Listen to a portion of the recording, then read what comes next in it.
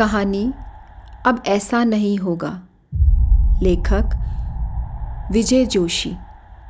हल्की सर्दी का एहसास होने लगा था। आज पूर्णमासी थी। चंद्रमा अपनी पूर्ण गोलाई के साथ उदय हुआ ही था। अभी उसने संध्या की लालिमा से आभासित रंगों को छोड़ा नहीं था। धीरे धीरे चंद्रमा बादलों से ऊपर बढ़ने लगा। थोड़ी देर पश्चात उसका धवल रूप निखरने लगा और चांदनी छिटकने लगी। अमिता का आज पूर्णिमा का व्रत था। चंद्रमा के दर्शन कर वह लॉन में ही टहलने लगी। उसे राकेश के आने की प्रतीक्षा थी। आज डॉक्टर के यहाँ चेकअप कराने जो जाना था। उसने अपने नाभि स्थल पर हथेली रखी और चंद्रमा के साथ बादलों की अटखेलियों को निहारने लगी। कुछ समय पश्चात राकेश आ गया था।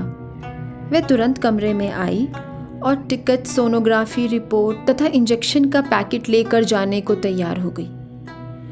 राकेश ने भी बिना विलंब किए अमिता से सामान लिए और डॉक्टर साहब के पास चलने के लिए बाइक स्टार्ट की।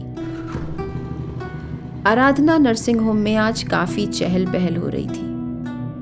रात घिर आने के बावजूद लोगों का आना जाना चल रहा था। राकेश और अमिता ने पर्ची कटवाई और अपनी बारी का इंतजार करने लगे। इतने में एक नर्स नवजात लड़की को लेकर आई और उसके लिए काउंटर से दवाई लेकर चली गई। वह माँ की तरह उसे छाती से लगाए कमरे की ओर बढ़ रही थी।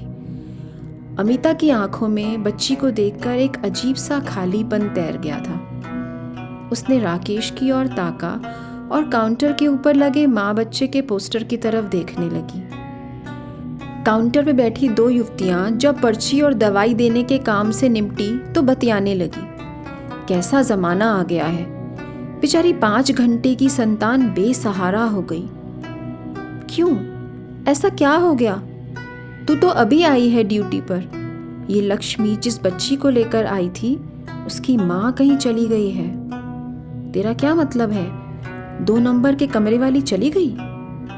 हाँ, वही। बेचारी कितनी दुखी और डरी हुई थी। डिलीवरी के समय भी उसके साथ और पास कोई नहीं था। किस्मत वाली थी जो दर्द बढ़ते ही लेबर रूम में ले जाने के थोड़ी देर बाद ही बच्ची का जन्म हो गया। बात तो सही है, ऑपरेशन की नौबत नहीं आई। कैसे कुछ होता? बेचारी। उनकी बातें सुनकर अमिता चौंक गई थी। उसने राकेश की ओर देखा। राकेश ने अमिता की आंखों में झांककर उसके भीतर करवट ले रहे अंदेशे और भय की तासीर को पहचाना और आंखें बंद कर पुनः खोलकर उसे तसल्ली भरी निगाहों से देखने लगा। अमिता राकेश का संबल पाकर संभल गई थी और सामने काउंटर पर जाकर खड़ी हो गई थी। उसने अपने बारी की बात कर तुरंत पूछा, ये छोटी बच्ची की क्या घटना है? क्यों चली गई उसकी माँ? अरे, जब से आई थी डरी हुई थी।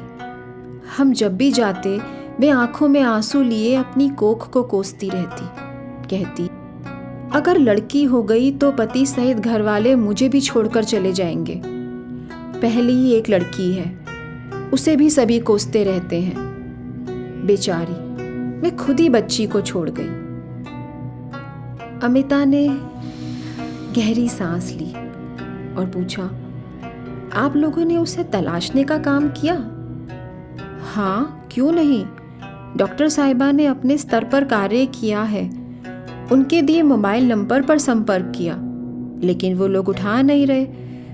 पेशेंट कहाँ चली गई इसकी भी तलाश कर रहे हैं। उनके दिए पते पर जाकर देखा, लेकिन वहाँ एक छोटी बच्ची के अतिरिक्त कोई नहीं मिला।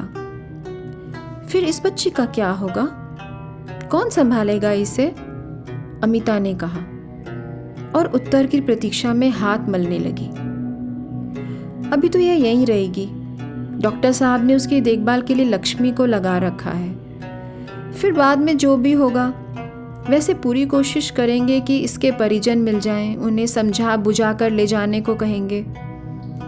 अमिता ने गर्दन हिलाई और वापस बेंच पर आकर बैठ गई थी। उसके मन में गहरी उदासी छा गई। राकेश इंतजार करता बाहर चला गया था। अमिता ने अपनी रिपोर्ट का लिफाफा देखा और सोचने लगी, यदि मेरे भी लड़की हुई तो? राकेश तो संभल जाएंगे और मान लेंगे, परंतु माँ बाबूजी तो पोते की आस में बैठे हैं।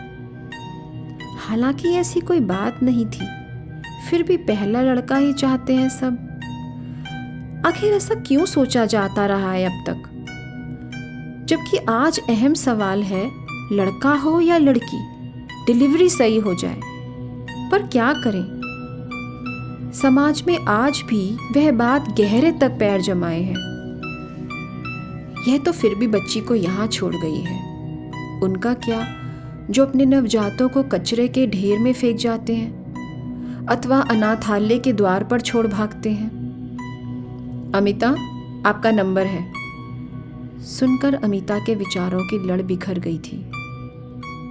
वे डॉक्टर के पास जाते जाते मन ही मन में प्रण करने लगी थी कि लड़की हो जाने पर वह डरेगी नहीं, भय नहीं खाएगी, वरन लड़की होने के एहसास और उसकी आवश्यकता के लिए सबसे लड़ेगी। आखिर कब तक नारी इस जघन्यता के पैरों तले कुचलती जाती रहेगी? नहीं, ऐसा अब नहीं होगा। सोचते हुए दृढ़ता की आभा के साथ डॉक्टर के चैम्बर में दाखिल हो गई थी।